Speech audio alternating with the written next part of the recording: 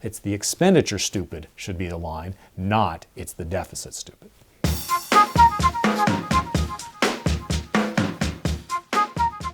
My name is Jeff Miron. I'm Director of Undergraduate Studies in the Department of Economics at Harvard University. I want to talk about deficits, debt, and the U.S. fiscal situation. First, what is the deficit? It's the difference between how much we spend and how much we take in tax revenue.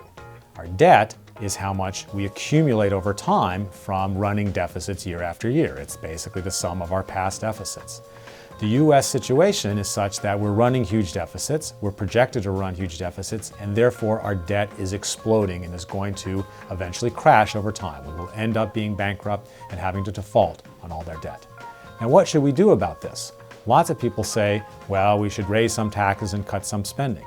There's two problems with that. First of all, raising taxes slows the economy down. That means less tax revenue, and that makes the problem even worse, okay, because we're not going to be as vibrant economy, and so our deficits will tend to be even bigger despite having raised taxes because of the slower economic growth.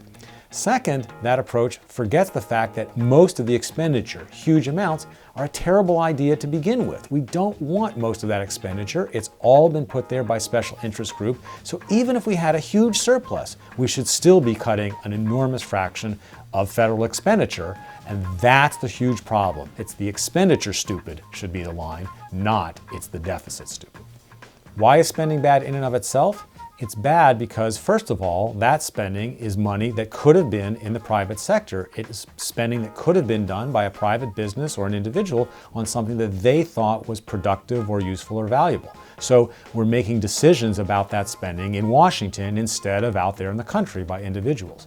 But in addition, that spending is distorting all of the ways that resources are allocated. By spending money to subsidize health insurance, we're encouraging people to buy too much health care. That's really bad for the efficiency of the healthcare system.